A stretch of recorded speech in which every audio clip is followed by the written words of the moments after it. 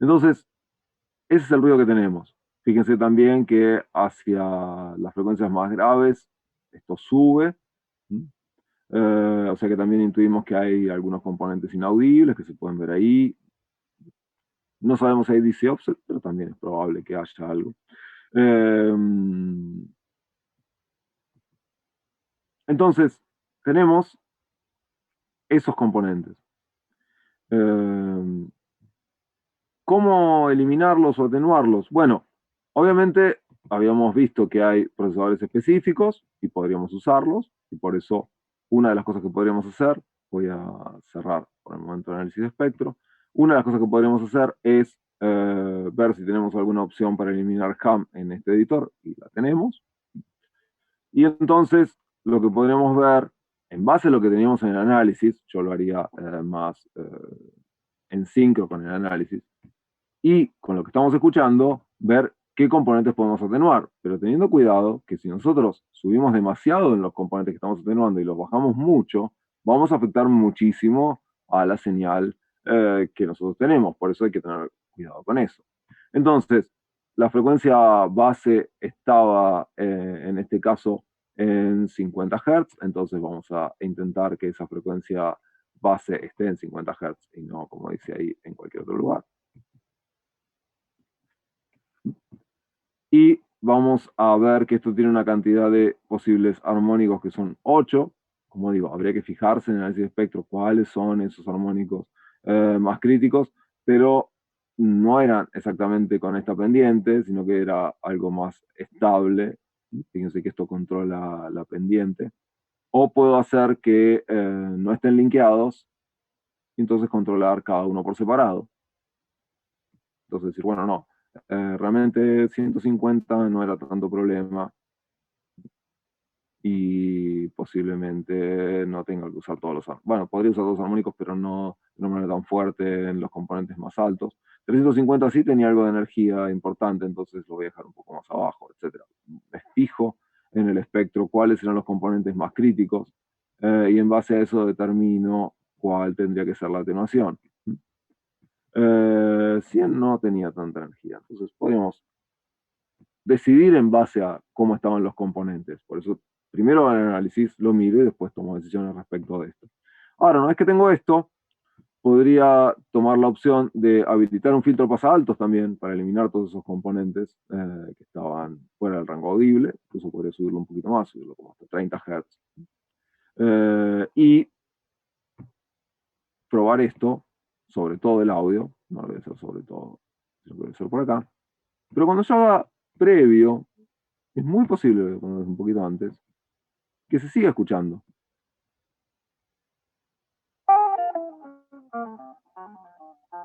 Porque la parte aguda de esto no la estoy trabajando.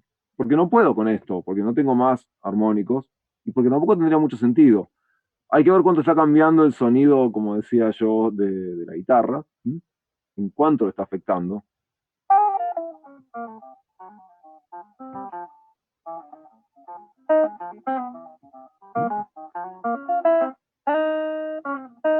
Voy a suponer que no lo está afectando demasiado. Y entonces lo que voy a hacer es decir, bueno, este va a ser mi primer paso. Voy a eliminar, seleccionarlo todo de todas formas, porque me interesa seleccionarlo todo. Y voy a aplicar esto sobre el audio para tratar de eliminar o atenuar, al menos como se vio acá, la parte más grave de esto, la más baja. Pero ¿qué hacer con la parte superior? Bueno, la parte superior no me da muchas opciones con técnicas sencillas, porque ninguna de las técnicas sencillas realmente solucionaría ese problema. Entonces, eh, en parte, una vez que uno ya hizo la eliminación de Ham en sus componentes más graves, y entonces el espectro ahora pasó a convertirse quizás en algo más como esto, donde hicimos una atenuación importante de una serie de componentes. No estamos viendo qué le hizo el filtro acá abajo, pues no está dentro de este rango, tendría que cambiarle el rango, no lo sé ahora. Pero sigo teniendo toda una gran cantidad de componentes que es muy difícil trabajar individualmente y que no hay un procesador específico para eso. Entonces, lo que me queda, en definitiva, es usar un reductor de ruido de banda ancha para eliminar ahora lo que quedó después de haber trabajado por filtrado lo que pude trabajar. Entonces voy a tomar una parte del audio que no tenga, que tenga la muestra más clara posible del ruido, como ya habíamos dicho, y lo que voy a buscar, ¿sí? Es el reductor de ruido, que haga figura como spectral de noise. Recuerden que el proceso se llama sustracción espectral, por lo que tenemos ahí en los apuntes. Voy a ponerlo por defecto. Y acá hay una cosa que justamente que tiene que ver con parte de lo que me preguntaban. A ver, en este caso, ¿sí? Lo que tenemos es que tomar una muestra. Entonces voy a hacer un LAM y voy a tomar la muestra. Y ahí la tomó. Fíjense que esto es obviamente el espectro. Es eso lo que hay. Podría haber hecho un filtrado incluso más fuerte. Acá lo veo, para que no apareciera tanto en la muestra. Pero por el momento me quedo con eso. Me quedo con que este es el ruido, el perfil del ruido que yo tomé.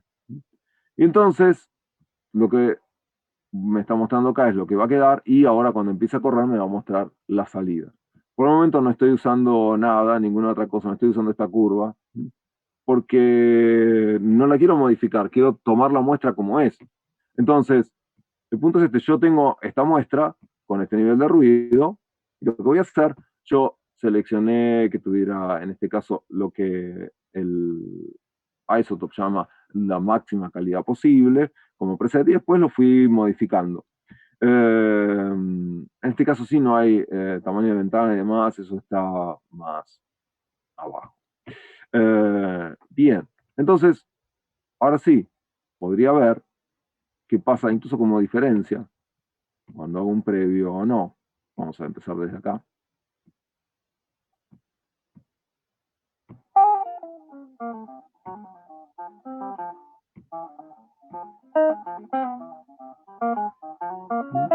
Fíjense que acá, sobre todo donde no hay otra cosa, se nota mucho la diferencia entre esto y el ruido. Ahora, ¿con qué hay que tener cuidado realmente en este caso? Porque eso es crítico. Como el reductor de ruido trabaja como una especie de procesador dinámico, digamos, esta es la versión, vuelvo un segundo a lo que salgo un segundo de ahí.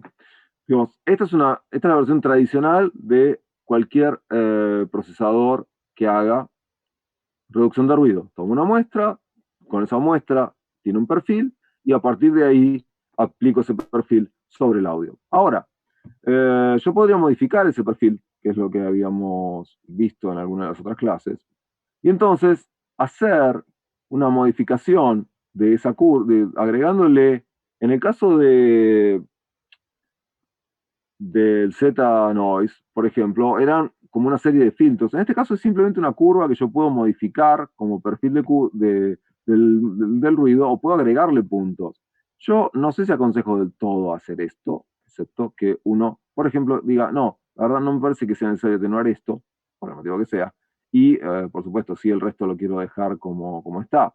Entonces, si la curva azul por la que me preguntaban es esta curva lo que hace es modificar la muestra de ruido, haciendo que algunas cosas tengan más nivel o que tengan menos nivel. Entonces, es como un paso más de lo que era el X-Noise, que tenía solo una curva de agudos, donde yo podía subir o bajar esa parte, el Z-Noise, que tenía una especie de ecualización de la curva, donde yo podía poner un cierto valor de Q para lo que sería un filtro y entonces modificar ciertas regiones. En este caso es una curva donde yo dibujo lo que quiero modificar del espectro, pero la idea es la misma, modifico la curva de la respuesta.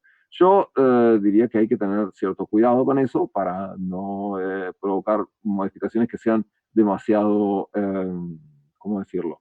Que alejen demasiado la muestra de lo que el ruido en definitiva es. Entonces, en esta curva, ¿sí?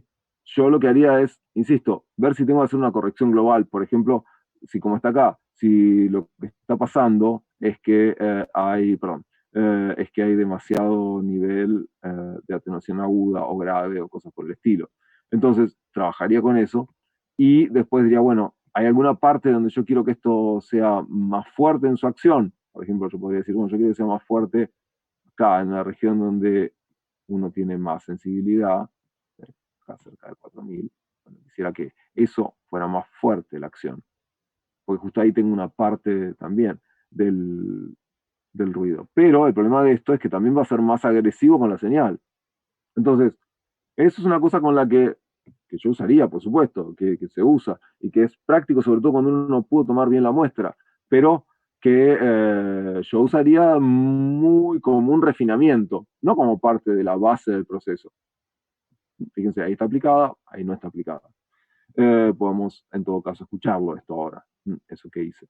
Eh, Ahora, hay una cuestión interesante en este procesador en particular, aparte de esa posible modificación, que es que uno puede hacerlo actuar más sobre la parte de ruido del espectro que está acá, o más sobre la parte tonal de lo que es la muestra. Es decir, se supone que un reductor de ruido de banda ancha está para reducir hiss, básicamente, o cosas por el estilo, es decir, ruidos aleatorios, no con componentes tonales. Pero en este caso, como había bus y no tenía manera de eliminar eso de otra forma, tiene una gran cantidad de componentes tonales. Entonces yo podría hacer que para no afectar tanto alguna parte de la señal, por ejemplo, yo tuviera señal de percusión y por algún motivo, por cómo se grabó o lo que fuera, tuviera demasiada presencia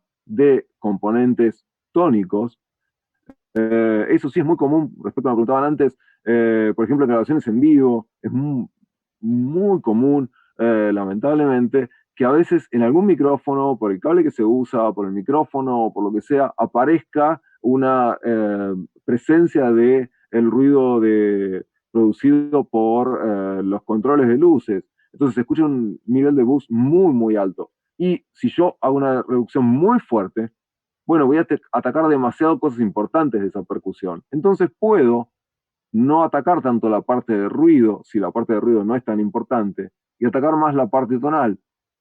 Y fíjense que lo que se va a reducir es justamente esa parte que tiene que ver con el bus. Por supuesto que hay que tener cuidado con esto, porque esto le puede sacar muchos componentes también. Pero ahí tendría los dos en el mismo nivel, así como linkeados, y yo le digo, no, bueno, quiero que elimine un poquito más de la parte tonal. ¿Por qué?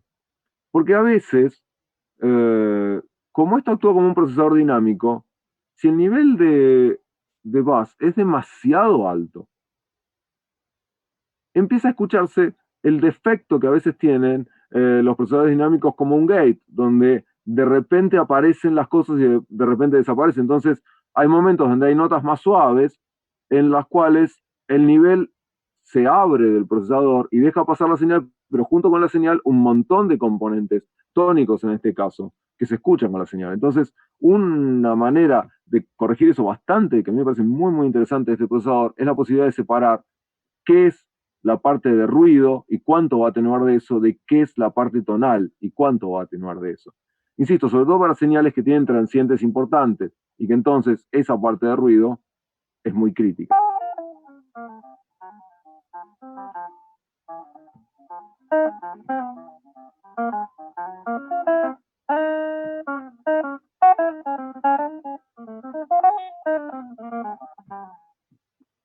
Entonces, esa posibilidad me parece interesante. A eso le podríamos sumar la curva, o en sí le podríamos sumar la curva y hacer una atenuación un poquito más fuerte en ese pico que tiene ahí.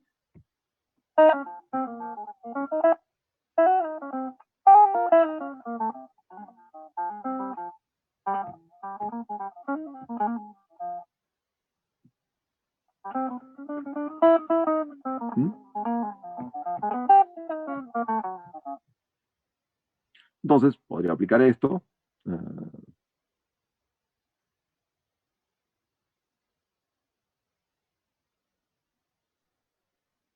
Y como decía, más allá de lo que se vea, porque lo importante no es lo que se ve, sino que es lo que se escucha, ahí vemos algo de esa atenuación.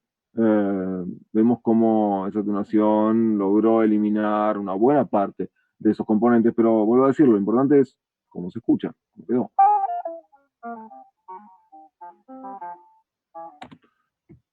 Bien, entonces, ahí estamos.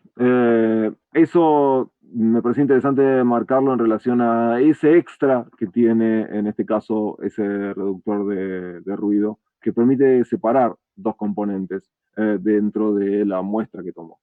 Bien, hasta acá. ¿Alguna pregunta en relación con esto? ¿Alguna duda, algo que quieran agregar o que les parezca que merece ser comentado? Sí.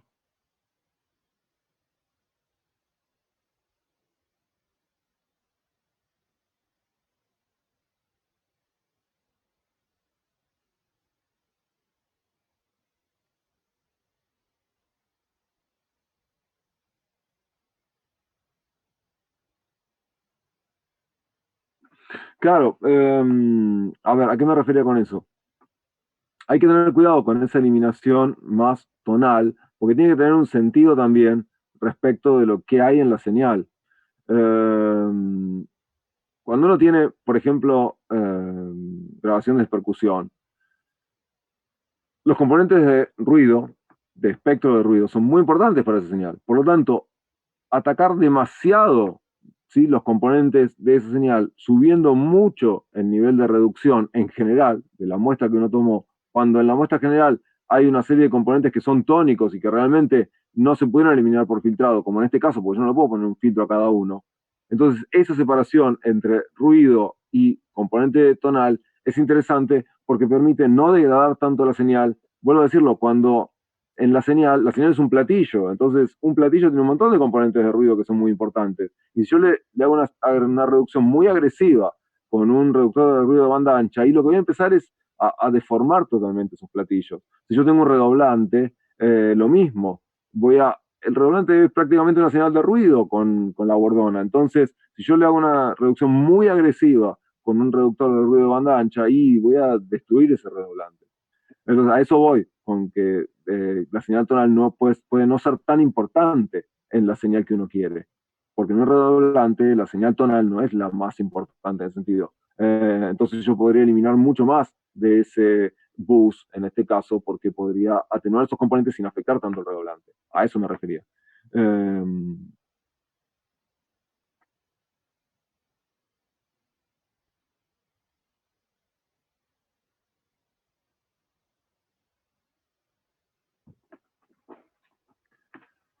bien, como decía, hasta acá tenemos esta reducción de ruido, ahora yo diría relativamente completa, si bien hay algunos procesadores también específicos que se ven, sobre todo en Isotope tiene distinto tipo de procesadores más específicos para algunas situaciones en particular, como el popping, o como ruido de viento, cosas por el estilo, muy típicas en registro. Orientaron desde hace bastante tiempo mucho mi criterio la edición agregándole herramientas que tienen que ver con el registro directo audiovisual. Entonces hay ciertas herramientas para eso, pero me parecen más puntuales. Como digo, con esto podremos cerrar algo en relación a la reducción de ruido y por eso me gustaría que recapituláramos un poquito los tipos de ruido que vimos, los recordáramos y que los tengan presentes para justamente lo que es o lo que va a ser el trabajo práctico y lo que es la reducción de ruido en general. A ver, lo que tenemos acá es una categoría general que, como yo marcaba, eh,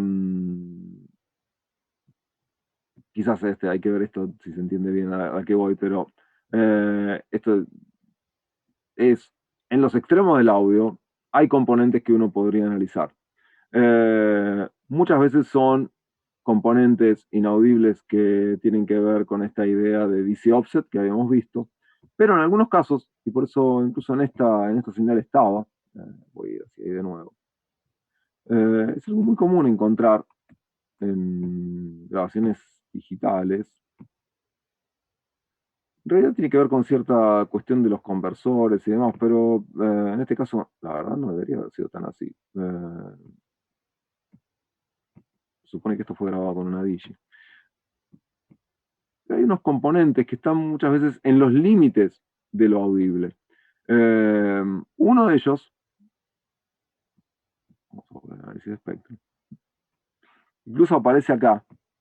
Fíjese, esto es un promedio de todo el audio de todo el archivo, porque está todo seleccionado. Y hay un componente acá, en 15.625. La pregunta es, ¿qué es ese componente? ¿Qué hace ahí?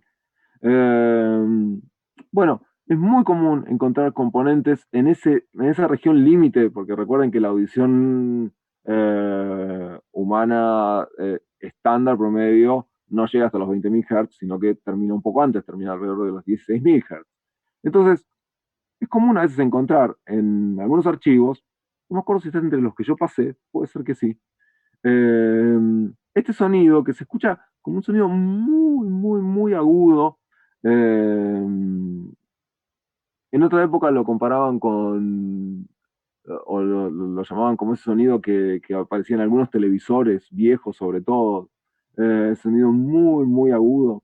Bueno, aparece en muchas grabaciones y a veces aparece de una manera bastante notoria, pero está en el límite porque muchas veces hay quienes lo escuchan y quienes no lo escuchan según dónde está la región de corte o si hubo una pequeña disminución en ese rango audible, esto podría no escucharse, por eso está como en el límite.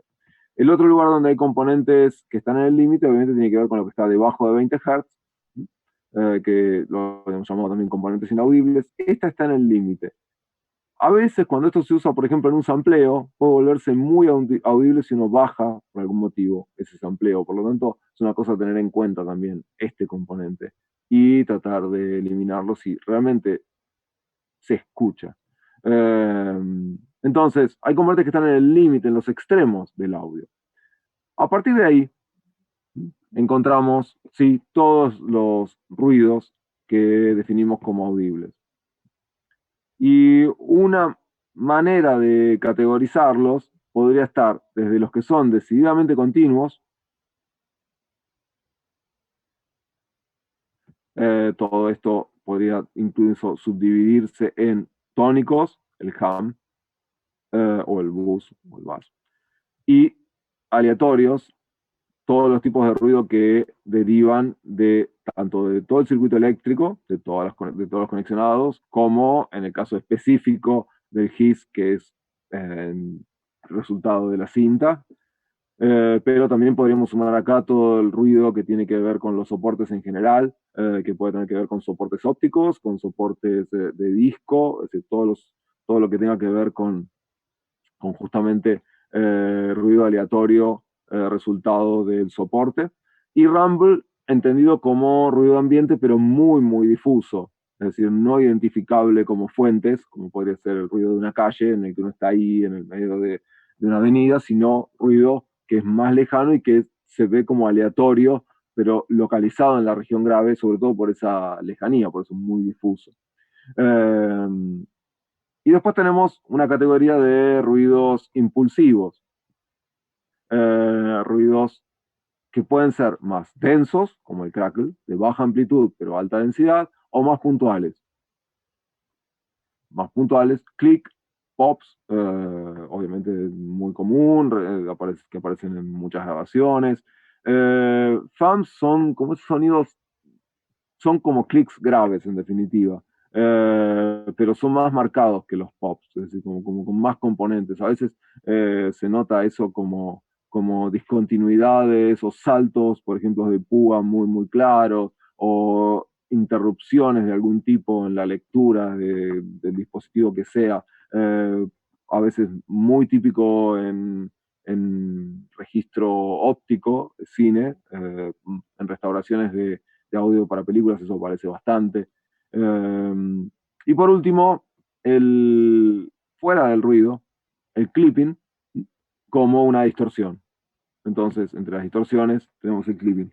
Me queda acá afuera, yo no lo incluyo últimamente en las clases. Eh, flutter, o que es el ruido, el típico ruido de, más bien, es una deformación, por eso no lo incluyo.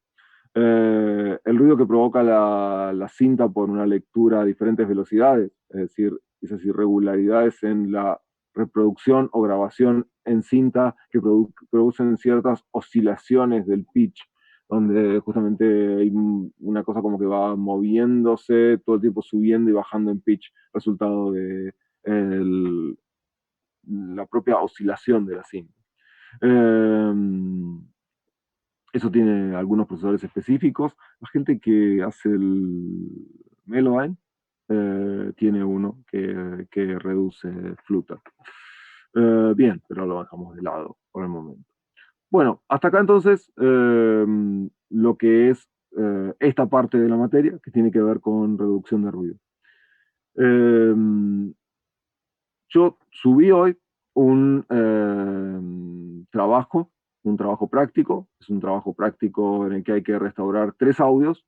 Está la consigna básicamente dice esto que yo estoy diciendo, más algunas aclaraciones como que tiene que ser hecho en un editor de audio, que hay que hacer un informe diciendo cuáles eran los tipos de ruido y qué procesos se usaron y en qué orden.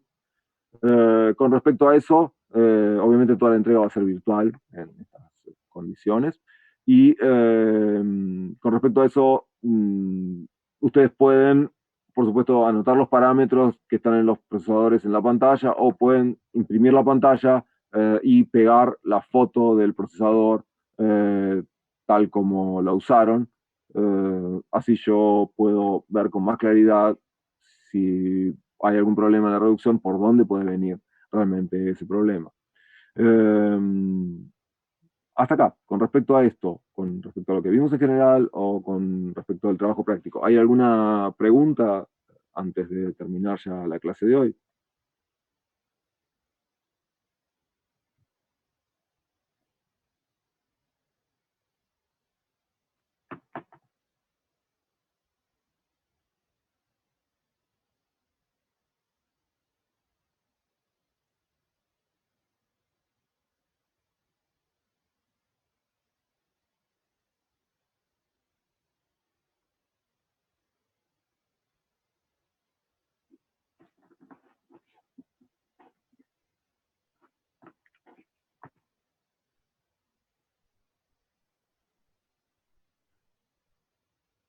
Bien, sí, con respecto a eso, sí, me pueden consultar por el aula virtual. No me consulten por correo porque la directiva de ORT es que se maneje todo a través del aula virtual y no se use el correo. Y lo que sí tengan en cuenta que el trabajo es para presentar en 2 semanas. Eso quiere decir que la semana que viene, a ver, la semana que viene yo no sé qué va a pasar porque todavía no hay directivas absolutamente claras, pero creo que todos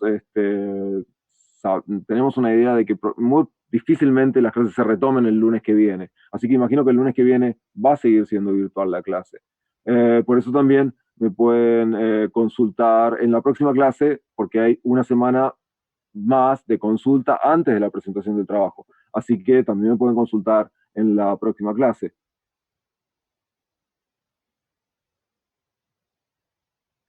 Sí, con respecto a las condiciones de entrega, a ver, la idea es, ustedes tienen que restaurar esos audios que yo les paso, generar los audios y hacer un escrito donde digan, en el audio 1 encontré estos problemas, en el audio 2 encontré estos problemas, en el audio 3 encontré estos problemas. Cuando digo estos problemas, me refiero específicamente a el tipo de ruido que es, y pido por favor en la denominación que estamos usando, en la que usan los apuntes, en la que usamos en las clases. Eh, no cualquier denominación. Ustedes después lo pueden llamar como se les ocurra, pero en este contexto usen los términos que estamos usando. Digan clicks, crackle, pops, digan rumble, digan hum, no digan un ruido tónico, porque bueno, que igual sería relativamente específico, pero o digan DC offset. Bien.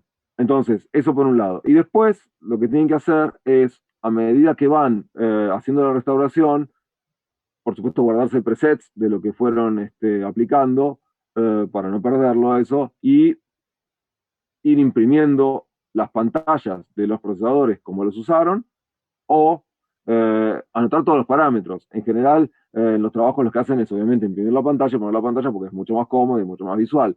Pero yo lo que quiero son los parámetros que usaron, es decir, usé tanto nivel de atenuación y tanto nivel de umbral en un procesador como el de Clicker. O shape, como lo llama Waves. Entonces, me ponen los valores dos, pero mucho más fácil es a veces poner la ventana pegada en un PDF y listo. Entonces, lo que yo pido es eso, que en la presentación esté el reconocimiento de cuáles son los tipos de ruido y las soluciones que encontraron, en qué orden y con qué parámetros. El PDF con ese escrito más los audios restaurados son la presentación del trabajo.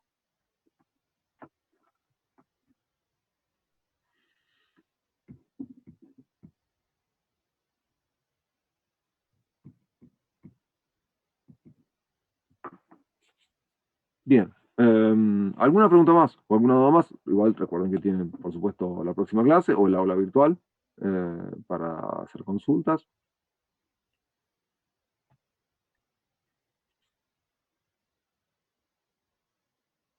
Los audios, sí. Me parece bien la pregunta en este sentido. A ver, en general quiero decir, yo en toda situación de restauración mantendría el estándar en el que voy a tener como formato de salida respecto del sampling rate. Es decir, si a mí me dan un audio para restaurar que va a ser usado en cine, usaría 48 kHz, sobre todo si no lo digitalicé. Si me lo dan en 48, lo usaría en 48. Eh, Ahora, la profundidad en bits es algo que podría modificarse dentro de esta cadena. ¿Por qué? Imagínense ustedes que su fuente es un CD. Entonces, el original, de donde van a hacer la restauración, está a 4416 bits. Es posible que ustedes trabajen a más profundidad en bits que esa. Primero porque los procesadores van a usar más profundidad en bits y porque yo hoy si hiciera un formato, aun cuando fuera ese formato, un formato de salida en ese contexto, haría un WAV a 24 bits. Pero lo que van a subir, sí, que sea en 44 116 bits porque no hace falta más. Ahora, es probable que si yo saco hoy una versión restaurada de algo, no la saque en 16 bits, sino que la saque en 24 bits. No porque haya tanta diferencia tampoco, pero yo voy a tener ese espacio extra con el cual voy a trabajar y que me interesa que quede en ese máster. Después veré cómo saco versiones de ahí. Voy a sacar, si saco versiones en CD, bueno, haré una bajada CD con menor profundidad en bits y si lo distribuyo a través de otros sistemas, de esa bajada de 24 bits haré directamente las salidas a los otros sistemas en formatos comprimidos, a eso me refiero. Entonces, en resumen, para la presentación en la materia, sí, 4400, 16 bits. En otro contexto, depende del contexto. Yo me quedaría con un máster en más profundidad en bits y mantendría el sampling rate. Eh, Se puede usar cualquier cosa que ustedes quieran como procesamiento. Lo único que yo pido es que lo hagan en un editor de audio. Los procesadores que pueden usar son los que quieran.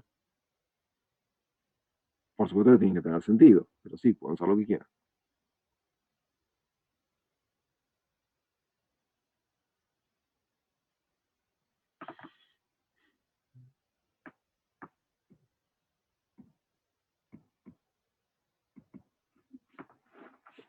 Bueno, hasta acá entonces, listo por hoy. Voy a copiarme acá para tener una versión más de la asistencia por las dudas. Voy a imprimir la pantalla. Si lo tengo ahí. Así eso ya está.